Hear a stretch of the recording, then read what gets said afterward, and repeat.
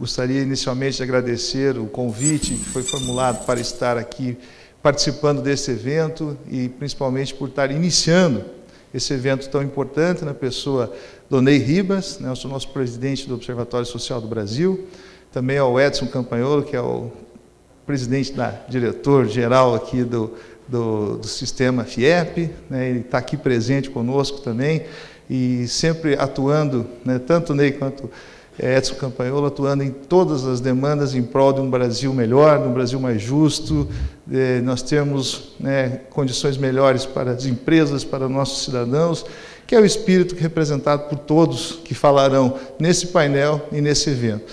Então, inicialmente, dou boas-vindas a todos, né, agradeço, né, mais uma vez a oportunidade de estar aqui podendo participar, e sem mais delongas, né, vou passar a palavra ao Emerson Melo, para que possa fazer a sua explanação por 15 minutos. Emerson, contigo.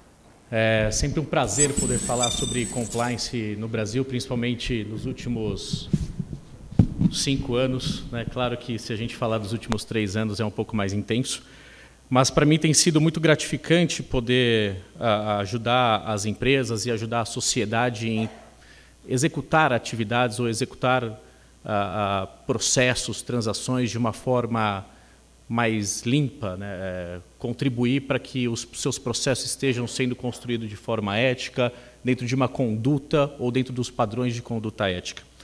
Diante desse cenário que nós temos hoje e diante daquilo que nós temos passado nos últimos anos, o que eu tenho percebido é que temos uma evolução, sim, nos últimos...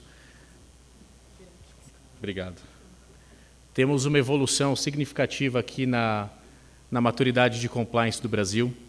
Temos, sem dúvida nenhuma, empresas comprometidas para estar cada vez mais em conformidade com as práticas, com o ambiente regulatório, com suas políticas e normas de conduta. Foi pensando nesse cenário que, desde 2015, nós desenvolvemos uma pesquisa. Essa pesquisa ela tem no âmbito nacional. Eu vou percorrê-la aqui durante meus 15 minutos, doutor, para que a gente possa seguir aqui a agenda, né? Então, de uma forma, apenas uma introdução, então a gente teve aqui a participação de aproximadamente 250 empresas. Dessas 250 empresas, elas responderam 27 perguntas, passando por 8 principais elementos de compliance, sendo governança e cultura o principal pilar dentro da implementação de um programa de compliance. Naturalmente, quando eu vejo aqui a participação das empresas ao redor do Brasil, a gente teve uma concentração bastante significativa na região sul e sudeste, né? Ainda uma participação um pouco menor norte, nordeste e centro-oeste. No entanto, o que nós temos feito para conseguir uma maior captação de respondentes ou a participação dessas empresas para que a gente possa efetivamente ter a maturidade como um todo do Brasil, eu percorro todas as capitais e faço diversos seminários pedindo o apoio, né, necessariamente dessas empresas e, naturalmente, conscientizando. Acho que esse, sim, é o nosso papel como cidadão brasileiro. Das principais empresas, eu não vou me estender nesses próximos 2 slides, eu passo por todas as empresas de diversos tamanhos, seja ela pequena, média ou grande, multinacional ou nacional. E aqui sim é uma imagem interessante da pesquisa. Muitas pessoas podem questionar, poxa, mas nós estamos tratando exclusivamente de pessoas que tomam decisão, que não tomam decisão, qual que é o perfil do respondente? E, nesse sentido, essa pesquisa ela capturou, em 2015, 80% dos seus respondentes são tomadores de decisão, seja no nível gerencial, numa diretoria ou até mesmo membros de conselho de administração. E, em 2016, esse número permanece na casa dos 80%, que significa que, sim, a pesquisa ela representa a tomada de decisão ou a resposta dos tomadores de decisão dentro de uma organização. E como principais itens identificados nessa pesquisa, dentro de uma metodologia de programas de compliance, nós temos aqui, não adianta eu simplesmente implementar o programa de compliance e partir, poxa, agora é importante, deixa eu cuidar do meu compliance. Simplesmente eu vou cuidar de um determinado tema e vou me esquecer dos demais. Olhando para esse contexto, é fundamental que as empresas elas tenham, sim, uma maturidade de compliance, mas que elas olhem os riscos. Falar de compliance não é exclusivamente falar de anticorrupção, não é só falar de lavagem de dinheiro, mas eu tenho conflito de interesse, eu tenho aspectos de ética, tenho aspectos regulatórios que dependem de cada uma das empresas e, naturalmente, o programa de compliance ele não deve ser absorvido um pacote e eu vou encaixar esse pacote em cada uma das empresas. Então, eu preciso entender quais são os riscos que eu estou situado para poder implementar esse programa. Me preocupou muito esse primeiro mapa em que ele mostra que 58%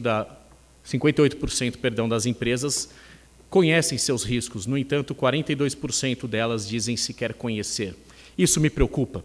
Como gestor, como executivo, se eu não conheço quais são os riscos, eu não tenho a menor condição de criar um programa de compliance ou qual que é a magnitude, a severidade com que esses riscos eles têm se materializado dentro da minha organização. Então, é fundamental que a gente implemente, sim, o programa de corrupção e vários outros programas, mas eu preciso conhecer o risco para ter essa dimensão. Um ponto importante aqui também na pesquisa, no canto direito da tela, é sobre a estrutura de compliance, né? Então, eu vejo que diversas empresas têm estruturado o seu compliance, isso é um fator extremamente positivo.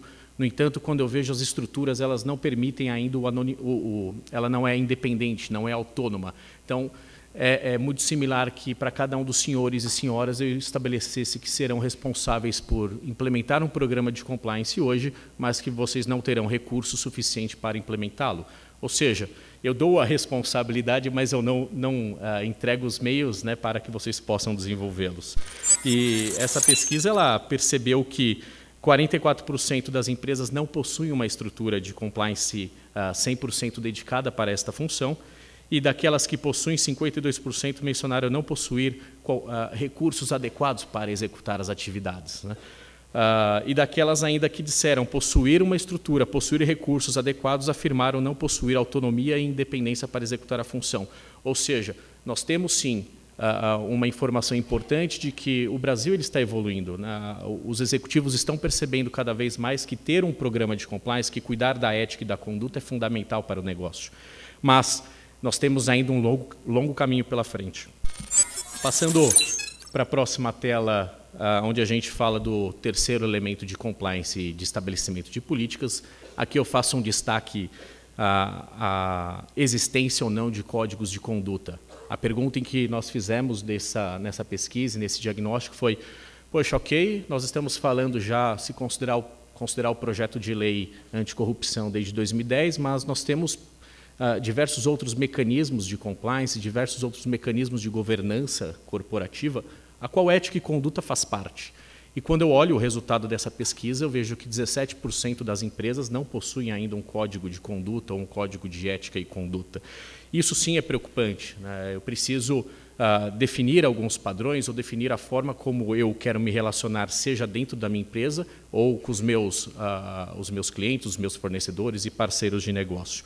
Então, eu vejo ainda, do ano passado para este ano não mudou, permaneceu o número de 17%, mas existe ainda, acho que um campo aqui grande a ser seguido.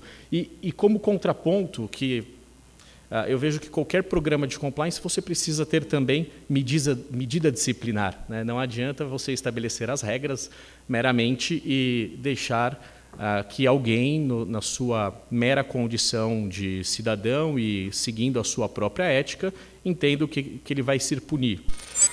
35% das empresas disseram não possuir qualquer mecanismo de medida disciplinar. Esse ponto é bastante interessante porque não basta estabelecer a regra, mas eu tenho que estabelecer, se eu infringir esta regra ou se eu passar do meu limite, qual que será a minha punição. E diante desse cenário, a gente vê ainda que as empresas ainda não desenvolveram os seus mecanismos de forma apropriada. Naturalmente, falando ainda dos elementos do programa de compliance, comunicação e treinamento é um outro elemento fundamental e tem sido desenvolvido pelas empresas de forma ampla, mas é importante que a gente estabeleça a comunicação adequada em todos os níveis da organização, em toda a nossa cadeia de valor. E quando eu vejo aqui a análise de dados ou tecnologia, né, é muito bacana falar em compliance, muito bacana falar em gestão de riscos, mas o quão preparado eu estou, tecnologicamente falando, para realizar qualquer tipo de análise de gestão de risco? Vamos imaginar que eu sou uma empresa com 100 mil profissionais, como que eu monitoro todos eles, né? diariamente eu olho os jornais, olho as revistas nacionais e internacionais, e eu vejo que tem diversos escândalos sendo apresentados aí, publicados. Então, o apoio de tecnologia, ele ajuda os executivos a exercer a sua função. Não menos importante, quando a gente fala de reporte, né, de como que é essa linha de reporte das empresas, eu tenho percebido também que ainda não é adequada. 37% das empresas mencionaram ter, sim, um reporte independente, um reporte mais maduro, e que seria isso reportar para um gestor de compliance chamado Compliance Officer, ou então para uma cadeia independente de conselho de administração ou comitê de auditoria. Por outro lado, eu vejo uma grande parte das empresas ainda pouco madura nesse sentido de reporte, né? E canal de denúncia, diversas pesquisas internacionais têm demonstrado que é um dos mecanismos mais eficientes para prevenir ou detectar os relatos ou eventual desvio de conduta das organizações, mas a gente vê que 12% das empresas declararam possuir e 12% delas que possuem mencionaram também que não monitoram as informações que chegam, né?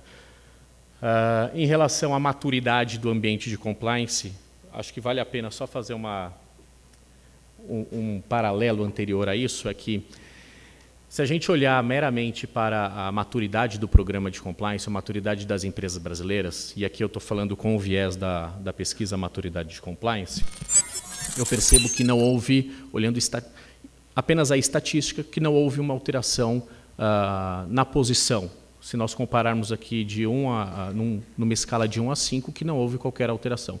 No entanto, quando eu olho qual foi o total de investimento dessas empresas, se eu considerar os dois maiores níveis, de acima de 5 milhões ou acima de 2 milhões de reais investido em compliance, eu percebo sim uma mudança significativa de 2 milhões em 2015 para 9 milhões em 2016. E, naturalmente, a concentração dessas empresas permaneceu ainda com um investimento de até 500 mil, o que pode significar aí uma necessidade de investimento dentro dos programas de compliance e, naturalmente, dentro dos seus padrões de conduta ética. E quando eu vejo o quadro, falando especificamente dos 5 níveis de compliance, eu tenho sem infraestrutura, que seria o menor nível, e alta performance, como se fosse a maior escala em um programa de compliance, o que aqui, guardadas as proporções de todas as empresas, seria empresas de ambiente regulatório, como, por exemplo, o setor bancário ou a indústria financeira de uma forma ampla. Ela tem uma pressão regulatória, indústria energética e assim por diante. Então, considerando todos esses elementos de que nós permanecemos no mesmo estágio, eu acho que essa é uma mensagem importante e, respeitando meu tempo, eu acho que a mensagem final ficaria surpreso se o perfil que tivesse aparecido aqui fosse mais maduro. Porque na primeira pesquisa nós tivemos, sim, a concentração nos 2 menores níveis. Imagina que na segunda pesquisa, na segunda edição em 2016, eu percebo que esse número ele melhorou e muito. Ou os executivos não estão sabendo se autoavaliar, não estão conhecendo a sua estrutura e não sabem o que deve ser feito, ou então fizeram qualquer coisa e entendem que está funcionando de uma forma adequada. Cultura, conduta, padrões de conduta ética, de uma forma geral, não muda do dia para a noite. A gente precisa, eu tenho falado em algumas plateias e digo, é como criar um filho. Você precisa educá-lo e continuar a educação até o resto de sua vida. E o compliance é a mesma coisa, né? Não dá simplesmente para, a partir de hoje, eu decido ter compliance e no ano que vem ele está implementado. Então, essa é a minha mensagem a todos.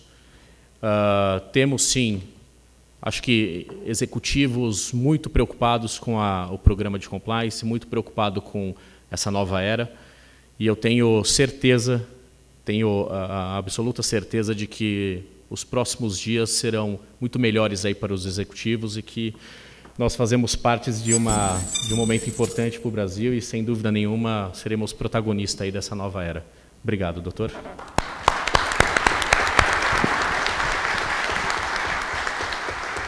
Agradecemos imensamente a participação do Emerson Mello, é o diretor líder, né, diretor sócio-líder da KPMG. E, de imediato, já passamos a palavra a Camila Araújo, que é também diretora líder da Deloitte. São duas, então, instituições e entidades que trabalham com o tema de compliance. Camila, a palavra é sua. Obrigado. É um prazer participar desse evento. Eu agradeço o Observatório Social do Brasil, que fez esse convite tão honroso para nós, para poder compartilhar um pouquinho das informações que as empresas têm vivenciado, né, das experiências das empresas com relação ao combate à corrupção, nesse cenário que o Emerson explicou tão claramente na primeira palestra. O que eu trouxe aqui para conversar com vocês é um detalhe bastante relevante dos programas de compliance e que, nos primeiros anos da lei, lembrando que a lei veio em 2013, as empresas não deram tanta atenção, mas que, ao longo de 2014, 2015, esse pequeno detalhe se mostrou extremamente importante e hoje um dos grandes focos dos programas de compliance das empresas, das organizações no Brasil, que é a corrupção na cadeia de fornecimento. Tá? Então, só para a gente fazer uma introdução, quando a gente fala de corrupção no mundo, o IMF soltou um relatório no final do ano passado dizendo qual que é o valor estimado da corrupção, né? Quando a gente olha esse número, uma variação que vai de 1,5 a 2 trilhões de dólares, é espantoso, né? E isso chega muito próximo do PIB de um país, como o Brasil. Então, o mundo perde muito com essas práticas irregulares, essas práticas antiéticas que tiram da população seus direitos ao básico, a infraestrutura, saúde e tudo. No Brasil, a gente vê bastante movimento, especialmente derivado da promulgação da lei, e você vê um movimento muito forte das empresas buscando aderir aos requisitos da lei e aos programas de conformidade que foram divulgados no regulamento em 2015. No regulamento federal. Quando a gente vai olhar, então, a cadeia de suprimentos, que é uma linha da lei que é extremamente importante, o Pacto Global, da qual somos grupo, somos membro, soltou, em 2010, um pouco antes da promulgação da lei, a primeira versão do Guia de Avaliação de Riscos de Corrupção na Cadeia de Suprimentos. E, no ano passado, soltou a segunda versão mais atualizada, já com base no Guia de Avaliação de Riscos da ONU, que a gente também participou na definição da metodologia. Tá? E esse guia traz alguns pontos bastante interessantes para a gente começar a trabalhar com esse foco de cadeia de fornecimento. Inclusive, um detalhe, quando a gente está falando de cadeia de fornecimento, a gente não está falando só do fornecedor, né? Inclusive, costumamos chamar de terceiros, por quê? Porque a gente está cobrindo um escopo de parcerias dentro das organizações que vão desde fornecedores, prestadores de serviço, representantes, agentes, distribuidores, ou seja, todos aqueles terceiros que participam do negócio de uma empresa e que fazem essa empresa gerar valor. Né, gerar valor para a comunidade, para a sociedade e para ela própria, para os seus acionistas. Tá? Então, quando a gente está tratando aqui da cadeia de fornecimento, a gente está olhando esse espectro todo de relacionamentos. Tá? Então, quando a gente fala das atividades, né, que podem ser citadas como exemplos de corrupção na cadeia de suprimentos, a gente está vendo fraude nos processos de compras, que acontece bastante, a gente viu exemplos práticos aí na mídia, não precisamos nem nos aprofundar muito, pagamento de propinas, faturamentos fraudulentos, superfaturamentos, fornecedores que corrompem requisitos de saúde e segurança, ou até mesmo na busca de uma licença ambiental, uma licença de operação, ou seja, você tem uma série de situações que, no dia a dia das organizações, se ela não tem um programa de compliance robusto e uma cultura ética e de integridade nos negócios, ela acaba ficando suscetível, né? Ela corre mais risco. Né? E aí, como que a gente mitiga esse risco, então? Existem exemplos práticos que o guia traz de como você pode mitigar esses riscos da melhor maneira. Lembrando que, como a gente já ouviu bastante, né, corrupção, infelizmente, a gente não consegue eliminar, mas a gente tem que trazer ela para patamares aceitáveis e os casos de exceção têm que ser tratados e devidamente penalizados, devidamente punidos. Então, dentro do foco de mitigação, né, o que a gente pode fazer? a gente pode trabalhar com princípios e políticas para os parceiros, para os terceiros, fornecedores, né? Eu vejo muita empresa que ela desenvolveu o seu código de ética e conduta e ela estendeu esse código de ética e conduta para os seus terceiros. Muitas vezes, empresas que não têm uma base documentada de conduta, ela adota da empresa que está sendo o seu cliente. Ou empresas que já têm e que buscam se adequar às demandas do seu cliente, ou seja, você, com um simples gesto, acaba atingindo toda a sua cadeia de fornecimento. Além disso, as empresas têm fortemente trabalhado com procedimentos de diligência. Inclusive, um dos requerimentos do guia de compliance da CGU é você conhecer o seu terceiro, né? Você conhecer o seu parceiro. E aí você analisa, dentro das bases públicas e disponíveis no mercado, informações que trazem um pouco mais de conhecimento daquela empresa, ou daquela pessoa, ou daquele terceiro que você está querendo contratar e trazer para dentro de casa. Significa que, se aparecer alguma coisa, você vai deixar de contratar? Não necessariamente. Você precisa ter um processo dentro de casa onde você recepcione essas informações, você pondere o risco de alguma exceção, de alguma observação que venha dessa pesquisa, e aí você tome a decisão. Tá? Mas o importante dentro do seu programa de compliance é você conhecer. Conheça, né? Conheça o seu parceiro, conheça o seu terceiro. Capacitação dos fornecedores, não só contratá-los e conhecê-los, mas trazê-los para o seu ambiente de negócios, para a sua cultura ética e de integridade. Então, muitos treinamentos que as empresas começaram fazendo para os seus próprios funcionários, elas estenderam isso para os seus terceiros, para os seus parceiros, a fim de que todos conhecessem o mesmo tom, né? O que a gente chama o tom do topo, fosse replicado também para a cadeia de suprimentos. Monitoramento para a execução do contrato em si, auditorias periódicas, ou seja, não é que você contratou e você esqueceu, você tem que continuar monitorando ao longo da vida do contrato se tem informações novas vindas do seu parceiro, se ele está executando o trabalho conforme as regras estabelecidas em contrato e conforme a cultura que você espera que ele aceite, que ele pratique. Enfim, e controles adicionais anticorrupção que você pode implementar dentro do seu programa. Esses são alguns dos exemplos que a gente traz aqui, que estão no guia. O guia está disponível no site do Pacto Global para quem quiser baixar. É público e é bastante interessante para conhecer. Quais os principais benefícios dessas boas práticas? Enfim, a gente conscientemente sabe que isso traz uma redução grande de irregularidades dentro das empresas. Quanto maior o controle e mais fortalecido a sua cultura, menor a ocorrência de fraudes. Tá? Você também melhora a reputação, porque você se torna uma empresa ética, e você é visto como uma empresa ética. No mercado, o mercado é cruel, ele não perdoa. Então, se você tem algum escândalo, se você tem algum desvio, reconstruir credibilidade custa muito caro e leva muito tempo. Inclusive dentro de casa com os próprios funcionários. A gente tem clientes que passaram por situações difíceis e não conseguem mais contratar pessoas. E a gente está num momento de desemprego no Brasil. E tem empresas que não conseguem contratar porque as pessoas não querem ser associadas a empresas que tiveram escândalos de corrupção. Então, a partir do momento que você implementa uma cultura ética e você mostra isso para o mercado, você tem mais atratividade. Ambiente mais favorável para a negociação, que eu estou mencionando, você é mais atrativo para o mercado, e você cria uma plataforma mais sustentável para crescimento. Ou seja, riscos imprevistos, escândalos que afetam o seu negócio ficam mais controlados, né? Porque você tem um ambiente de gestão e um ambiente de cultura implementado.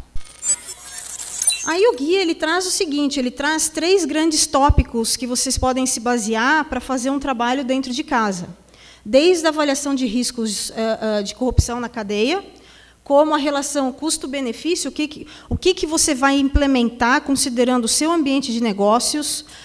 Como o Emerson mencionou, não é pegar um produto pronto e implementar, às vezes ele fica caro demais para o que você precisa, ou às vezes ele é insuficiente para o que você precisa. E a adaptação do seu programa conforme seu perfil de riscos. Você tem muito fornecedor, muito parceiro, você vai precisar de um programa mais robusto. Você negocia com 1 ou 2 ao longo do ano, seu programa vai ser bem menos robusto, bem mais focado, né? Então, o guia ele traz um pouco desses detalhes, né? ele divide, inclusive, em 4 categorias para fazer essa análise. O próprio negócio do cliente e as medidas já implementadas para combater a corrupção, ou seja, o que é que o seu parceiro já tem dentro de casa, o fornecedor e a natureza do seu negócio, assim como sua reputação, a natureza do serviço que está sendo contratado e o custo da corrupção do serviço. Esses 4 pilares, enfim, aqui eu trouxe alguns exemplos, eu não vou discorrer por todos eles por causa do nosso tempo, mas ele traz bastante informação de como você pode trabalhar esses 4 pilares dentro do seu ambiente de negócios. Tá? Passando rapidamente aqui, quando a gente fala do seu próprio negócio, da sua empresa, o que você está olhando? Puxa, eu tenho controle interno para prevenir e detectar situações de irregularidades? Né, ou irregularidades, incluindo o processo de compras, o processo de suprimentos? Quais processos de due diligence estão em vigor? Ou seja, qual que é o meu programa de compliance? O que eu tenho dentro de casa que me protege? Né? E aí você passa, então, para o seu terceiro. Quando você está fazendo uma contratação, você quer conhecer o que ele faz e como ele se comporta no mercado.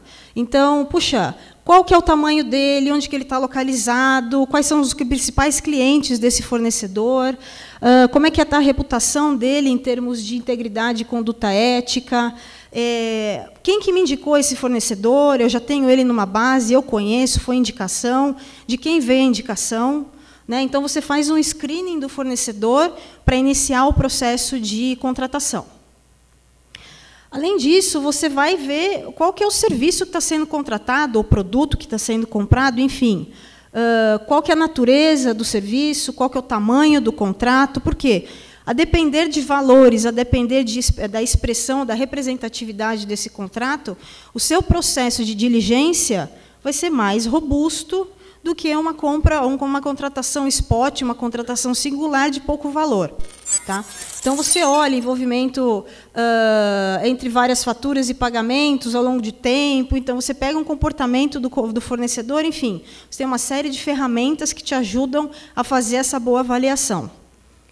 E, por fim, o custo da corrupção no serviço. Então, quão dispendiosa seria a interrupção na minha cadeia de fornecimento se esse fornecedor enfim, praticar algum ato irregular, e isso trouxer um prejuízo para mim, né? Quais são os riscos operacionais dessa interrupção?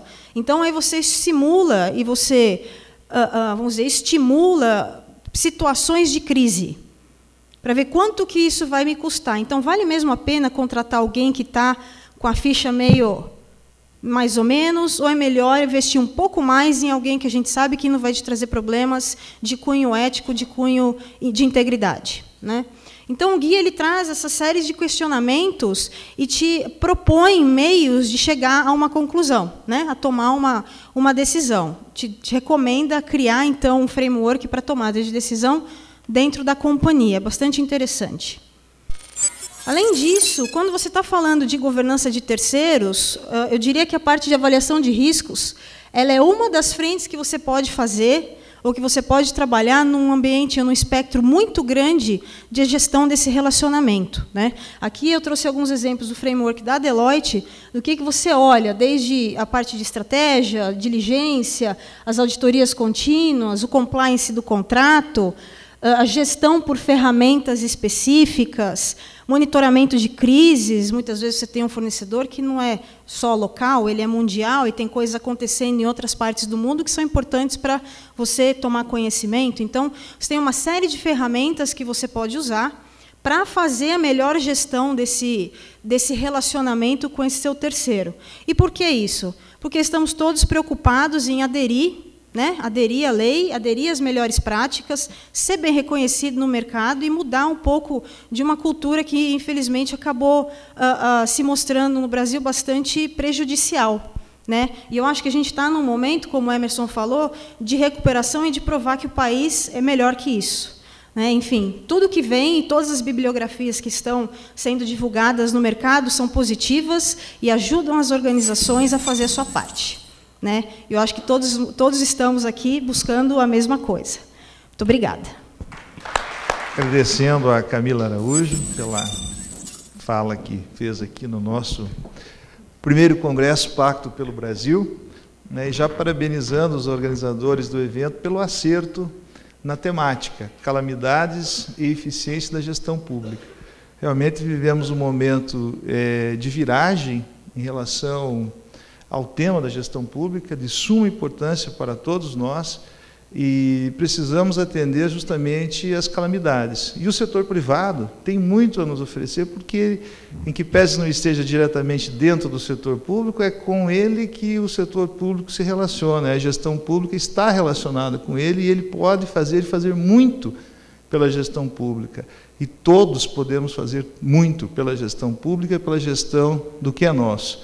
Até comentava com o Ney, né, alguns dias atrás, e a Rony também, que, na verdade, nós falamos, né, recursos públicos, mas, sobretudo, esses recursos são do contribuinte, são recursos nossos, são recursos importantes para nós. Então, todos nós temos uma parcial de responsabilidade em relação às coisas públicas, e a presença de todos vocês aqui hoje, né, nessa abertura do evento, nesse pacto pelo Brasil, né, também nesse 8º Encontro Nacional dos Observatórios Sociais, sabendo e reconhecendo a grandiosidade do trabalho de todos os observatórios sociais pelo Brasil, né, e não precisa dizer mais, aqui todos sabem dessa importância. É um acerto muito grande a realização desse evento, e também contarmos, né, agora com a presença do Procurador Deltan.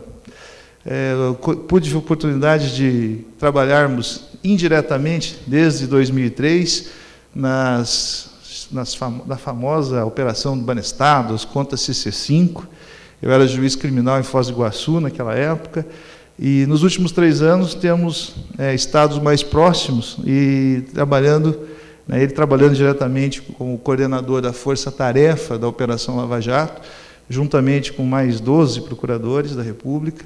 Muitos deles, né, trabalharam desde aquela Operação do Banestado, que deu toda origem a esse modo de investigação, essa força-tarefa, esse aprimoramento das instituições, não só o Ministério Público, mas a Polícia Federal, a Justiça Federal, a Receita Federal, enfim, todas as instituições brasileiras avançaram muito nesses últimos anos. Então, contar, né, hoje, no evento, com a presença e com a participação do Deltan é de suma importância, e agradecemos a sua presença, sabemos da agenda que não é pequena e das atribuições que não são poucas, e gostaríamos, então, de saudá-lo, agradecer e passar a palavra para que possa nos brindar, então, com conhecimento de umas pessoas que mais entendem desse tema de corrupção e que certamente pode e contribuirá muito para as nossas experiências de vida, e que nós possamos voltar às nossas comunidades e replicar, né, tanto esses conhecimentos quanto o que Emerson e Camila também já expuseram. Deltan, por favor. Gostaria de ter uma ideia, quantas pessoas aqui são vinculadas a algum observatório social? Poderiam levantar a mão, por favor? Acho que a imensa maioria. Quantas pessoas aqui são vinculadas ao setor de compliance de alguma empresa? Para eu ter uma ideia de com quem que eu estou falando. Obrigado.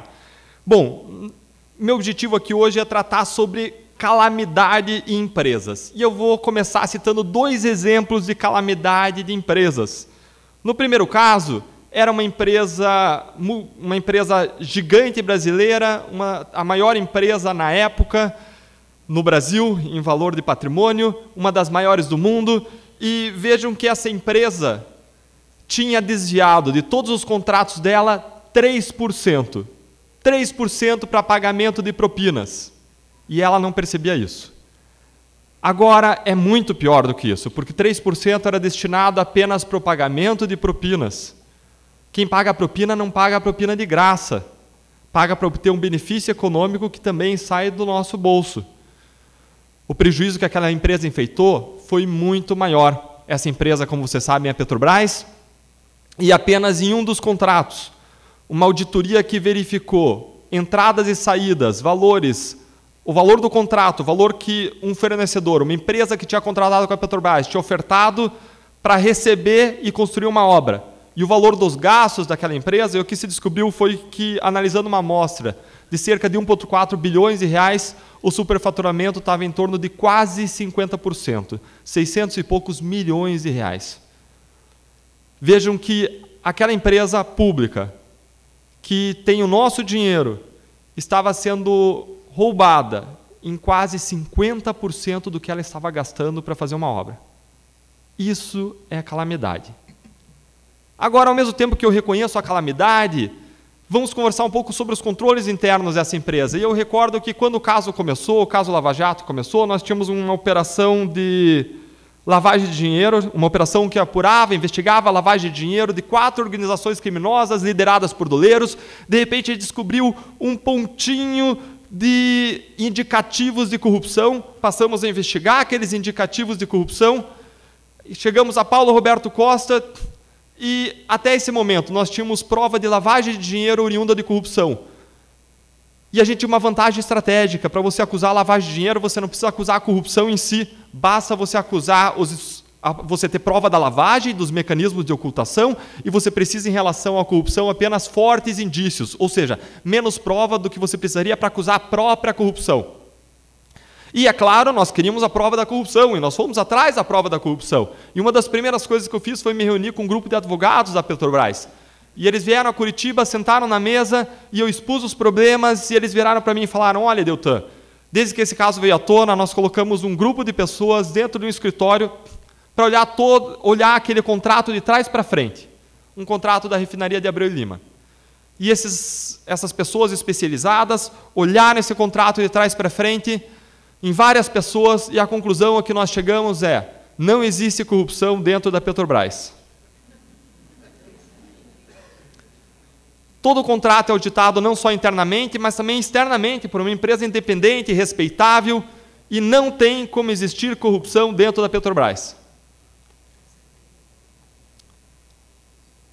Pouco tempo depois eu marquei um encontro com o Tribunal de Contas da União, que tinha lançado um superfaturamento de aproximadamente 500 milhões de reais em relação a um contrato da Petrobras que era objeto da nossa investigação, um contrato da refinaria de Abreu e Lima.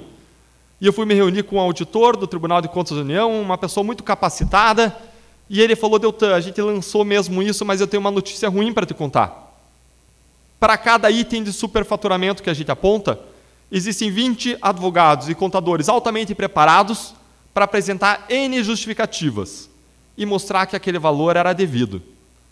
Não sei se vocês já tiveram conversa com um grupo de advogados e contadores, mas se você chegar para conversar com um grupo de advogados e contadores sobre uma dívida que alguém tem com você, no final das contas você vai sair convencido que você tem uma dívida com eles. Essa é mais ou menos a realidade que a gente enfrentava naquele momento. Tudo veio a se tornar muito claro a partir do momento em que Paulo Roberto Costa colaborou, mas até aquele momento nós estávamos lidando com uma multidão de evidências, mais de 80 mil documentos apreendidos apenas na primeira fase da Operação Lava Jato, e tentando fazer sentido de tudo aquilo. E buscando rastrear dinheiro quando profissionais especializados, terceirizados da lavagem de dinheiro, que eram os doleiros, eles faziam mágica, eles tinham mecanismos sofisticados que eles empregavam para quebrar o rastro financeiro. Esse era o nosso cenário.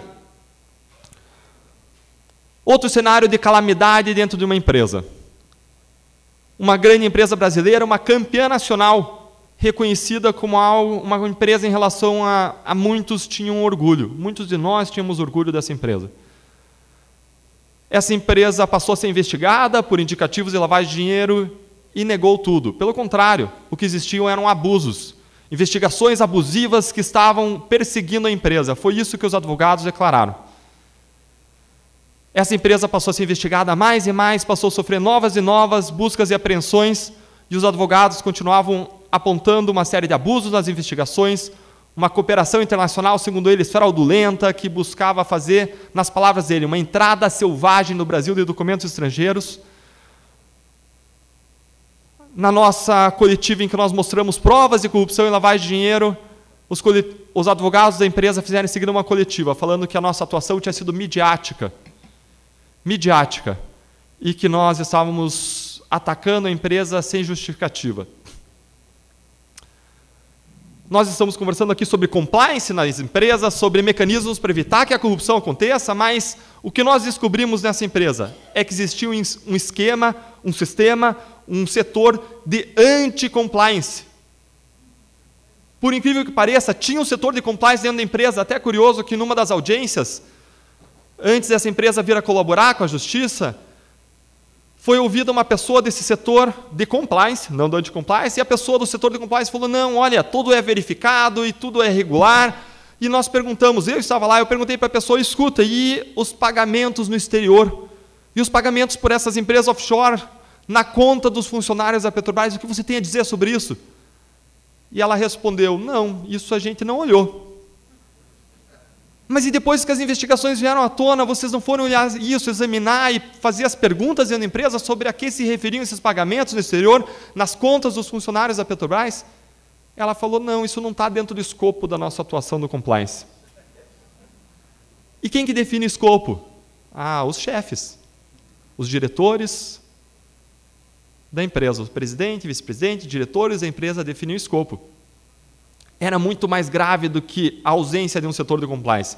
Existia um setor de operações estruturadas dentro da empresa voltado a fazer pagamentos ilícitos, pelo qual passou mais de 3 bilhões de dólares. Isso é calamidade. Como nós chegamos a isso? Nós só conseguimos entender esse problema se nós olharmos ele de uma dimensão macro. Porque, embora vocês olhando isso possam dizer, existem graves problemas dentro da empresa, na verdade esses problemas dentro dessas empresas só podem ser explicados quando nós olhamos um sistema político partidário. E quando nós observamos que essa empresa, essa última empresa que eu mencionei, ela era apenas um cliente desse sistema político partidário. Quando ela saía da porta dos gabinetes dos políticos, outra entrava e passava pelo mesmo processo. E é incrível que quando nós falamos de ética e dos crimes praticados, todo mundo tem uma desculpa. O empresário diz que ele praticamente era achacado e que se ele não fizesse, outro faria e a empresa não sobreviveria. Os diretores da estatal, que eram deuses dentro da empresa, como ministros, e lidavam com recursos maiores do que de ministérios, eles diziam que se eles não fizessem, outro fariam, e que eles só entraram lá, eles só conseguiram alcançar a posição de diretor justamente porque eles aceitaram participar do esquema. A questão não era nem tanto ganância, cada um deles ganhava em média mais de 100 mil reais por mês. A questão é que se eles não aceitassem participar, eles não estariam lá. Aí você vai falar com os políticos, e esses são quem menos reconheceu os crimes até agora, quem ainda deve as desculpas ao povo brasileiro. Nos outros setores nós temos uma série de colaboradores, mas no sistema político eles ainda estão na posição do Odebrecht, negando, acusando supostos abusos. Eles ainda não perceberam que talvez mais tarde será tarde demais para eles suportarem as duras consequências dos crimes deles. Agora, quando você confronta pessoas que estão nessa posição, eles vão dizer, olha, eu sou só mais um político. Na verdade, se eu não fizer isso, eu sequer sou eleito. Todo mundo faz. E aí você vai conversar com os operadores, com os lavadores de dinheiro profissional. E esses sim, coitados, eles vão dizer, olha, eu era apenas o leve trás. Existem N outros como eu, se não fosse eu, era qualquer outro do mercado. Quando nós vamos observar estatísticas sobre empresas, tem uma estatística que ouviu 8.718 participantes e traçou um perfil ético dos profissionais das corporações brasileiras. E nessa pesquisa, se identificou que 61% dos entrevistados afirmaram que consideram, ainda que, a depender das circunstâncias, empregar atalhos antiéticos ou ilícitos. 61%. 52% dos entrevistados revelaram uma permissividade ao recebimento de subornos, a depender das circunstâncias. Eu não estou falando dessas empresas que praticaram a grande corrupção da Petrobras, estou falando de uma série de empresas. Mais de 50% das pessoas reconhecem que, a depender das circunstâncias, se envolveriam em práticas corruptas e antiéticas. A população reclama dos políticos, mas quando nós olhamos uma pesquisa do Ibope, a conclusão dela foi a seguinte, abre aspas, o eleitorado sistematicamente indica repúdio aos atos ilícitos que atribui claramente à classe política brasileira, mas enxerga-se razoavelmente honesto, ao mesmo tempo em que pratica ou aceita uma diversidade de transgressões à lei no seu cotidiano. Existe calamidade nas empresas, mas a calamidade ultrapassa muito as empresas. É engraçado que quando nós olhamos as empresas, porque esse foi o tema que me acreditaram, falar sobre calamidade nas empresas, vários funcionários das empresas que eram responsáveis para pagar suborno, eles recebiam uma parte do suborno em troca. Era a corrupção da corrupção, a corrupção ao quadrado. É o famoso slippery slope americano, a ladeira escorregadia. Se a pessoa cruza a linha ética, para praticar suborno, para praticar corrupção a favor da empresa, se ela cruza a linha ética para favorecer a empresa, por que raios que ele não vai cruzar a linha ética para favorecer a ele mesmo? Afinal de contas, ele está correndo risco pela empresa. Transgressão por transgressão, favorecendo a empresa ou o seu próprio bolso, não é muito diferente. Diversos executivos pagavam propina e recebiam uma parte da propina de volta dos próprios operadores financeiros ou agentes públicos. Isso leva a um próprio conflito de interesses dentro do pagamento de propinas. Veja que curioso. Em tese, o funcionário da empresa devia querer pagar o mínimo possível de propina para majorar os lucros das empresas, mas o que aconteceu era diferente. Como eles ganhavam um percentual da propina de volta, eles queriam mais pagar a propina mesmo. Isso leva a uma competitividade baixa das empresas. Nós passamos a ter falsos campeões nacionais. Empresas que eram campeãs dentro do país porque elas largavam na frente na corrida pelos negócios. Elas pagando propinas largavam na frente, mas quando elas vão competir no cenário internacional, adivinha o que acontece? A dura realidade coloca elas na linha para trás dos vencedores, aquelas pessoas empresas que conduzem os negócios licitamente no ambiente competitivo saudável. Por isso que estudos internacionais mostram que quanto maior o nível de corrupção num país, menor é a competitividade daquelas empresas daquele país no cenário global. A corrupção afeta os investimentos. Quem é que, em sã consciência, hoje investiria no setor de construção pesada, construção de infraestrutura? Quem investiria? Ninguém investe porque a mácula que algumas empresas traz acaba manchando todo um setor. Todo um setor. A corrupção, além de prejudicar os investimentos, ela traz uma série de outros prejuízos ao país. Nós poderíamos detalhar vários, mas eu vou ficar num só. Existe uma relação inversa entre níveis de corrupção e desenvolvimento econômico e social dos países. Isso é mostrado por estudos internacionais. Quanto maiores os índices de corrupção, menor o índice de desenvolvimento econômico e social de um país. O inverso é verdadeiro. Não existe como nós termos um país melhor sem nós enfrentarmos os problemas da corrupção. Não existe como. Não existe como.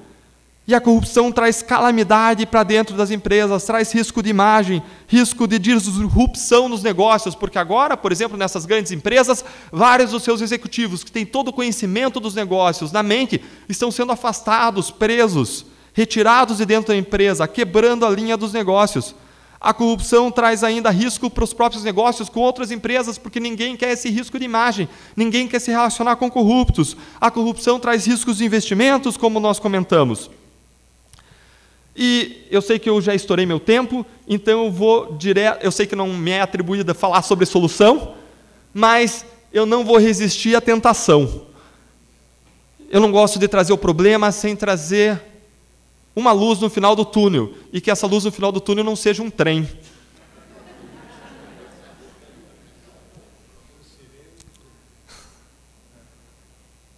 Nós precisamos de sistemas de compliance efetivos dentro das empresas, com tone at the top, com sistema de compliance estabelecido de cima para baixo e com exemplo em cima.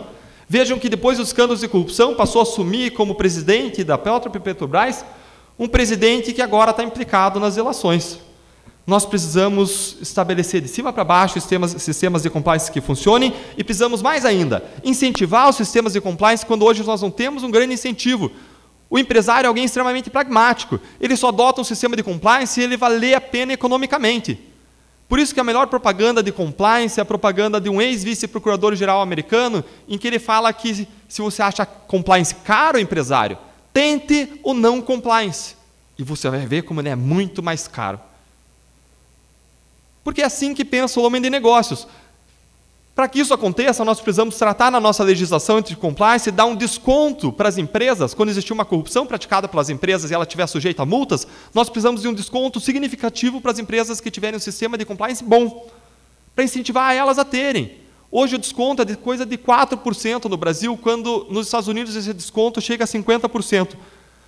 Mais do que isso, nós precisamos de sistemas como observatórios sociais, pessoas que controlem as contas públicas e que cobrem o aperfeiçoamento do sistema de controle das contas públicas. Precisamos ampliar a transparência, nós ainda pecamos por falta de transparência. Não por não ter leis boas nesse ponto da transparência, mas porque vários municípios e estados não os implementam adequadamente. Nós precisamos caminhar nessa direção e nisso os senhores são atores da transformação. Agora, mais do que isso, nós precisamos de duas reformas centrais no sistema brasileiro. Precisamos de reforma do sistema de justiça criminal e de reforma do sistema político. Eu não sou simplista, a corrupção tem uma série de causas, mas quando nós analisamos todas as causas apontadas pelos maiores estudiosos internacionais, essas são as duas causas que despontam dentre todas as outras. Falhas do sistema político e falhas do sistema de justiça criminal. Infelizmente, e eu estou concluindo, Buschneck, infelizmente compensa praticar crime de corrupção no Brasil. Apenas 3% dos casos de corrupção comprovadas são punidos no Brasil. A corrupção compensa praticar, não só porque a pessoa não é punida, mas porque o dinheiro desviado não é recuperado para os cofres públicos. Por isso que nós buscamos oferecer como uma contribuição com o debate as 10 medidas contra a corrupção em que todos os senhores são atores desse processo de transformação. E eu reconheço que os senhores fizeram e lutaram e se esforçaram para que isso fosse para frente. Eu queria fazer um rápido parênteses para agradecer e reconhecer o Observatório Social em trazer à discussão um pacto para um novo Brasil. Nós precisamos de um pacto pelo novo Brasil. É isso exatamente que nós precisamos trazer. Eu queria reconhecer a qualidade dos palestrantes, da Camila, do Emerson, é uma honra estar aqui com vocês. Obrigado, Ney, obrigado, Roni, pelo convite. E queria agradecer ao Buschneck, que é uma liderança nacional em tema de combate à corrupção, em tema dos assuntos que são de maior interesse público. Ele foi presidente da Associação dos Juízes Federais, e mesmo depois de ter largado a presidência, até hoje, ele é uma referência para a imprensa, é uma referência para todos nós. É um exemplo de pessoa que vai muito além da função de juiz, é um exemplo de exercício de cidadania. E, caminhando para a conclusão, nós precisamos caminhar para essas reformas, e todos nós vimos o que aconteceu com as 10 medidas contra a corrupção, não é verdade? Uma noite depois da tragédia do Chapecoense, enquanto a população brasileira chorava a tragédia, elas foram desfiguradas pelo Congresso Nacional na calada da noite. E isso nos trouxe uma grande frustração. E várias pessoas passam a dizer, vale a pena discutir um novo Brasil? Vale a pena discutir um pacto sobre um novo Brasil com esses parlamentares que estão aí? Michael Sandel, filósofo da Universidade de Harvard, veio ao Brasil e alguém perguntou, tem como existir uma sociedade mais ética com essa classe política? E ele respondeu, não, não tem. Agora, o desafio que eu quero trazer para os senhores é, nós brasileiros estamos acostumados a nos ver como vítimas do passado. Vítimas do passado, de um passado de colonizadores portugueses que trouxeram a corrupção, a burocracia, ou vítimas de representantes que, abre aspas, não nos representam. A grande verdade é que nós somos muito vítimas e somos pouco senhores da nossa história. Nós precisamos abandonar a posição de vítimas e assumir a posição de autores, escritores do livro da nossa história, senhores do nosso destino. Porque enquanto nós formos vítimas, nós vamos ficar esperando que heróis nos salvem. E a história mostrou que isso não vai acontecer. E não é uma pessoa e um grupo de pessoas que vai transformar o Brasil sozinho, mas o Brasil vai ser transformado quando cada um aqui disser, essa luta não é deles, essa luta é minha, e quando cada um aqui incendiar pessoas ao redor, e nós brasileiros carregarmos entre nós o espírito de lutadores, que tem sim frustrações, porque todos temos frustrações na vida, mas olham para as frustrações como um incentivo para superar desafios, para usar mais, melhor e diferente, para perseverar buscando um país melhor, porque lutar por um país melhor não é mais do que lutar pelas pessoas que nós mais amamos na face da terra. Porque se o brasileiro é aquele que não desiste nunca, nós precisamos agora, mais do que nunca, dizer que nós todos somos sim brasileiros e com todos os colaboradores dos observatórios sociais, nós vamos dizer que nós somos brasileiros e nós não vamos desistir do nosso país. Muito obrigado a todos vocês. Nós sabemos que na sua fala, no seu trabalho, nas suas atitudes, você representa isto. Isso nos representa muito para nós e nós podemos fazer com que isso represente muito na nossa comunidade. Realmente o acerto do Observatório Social, né, em coordenar e realizar esse primeiro congresso de Pacto pelo Brasil, tem no acerto de que nós devemos e precisamos ser protagonistas da nossa história. E nisso vem o que o doutor bem colocou.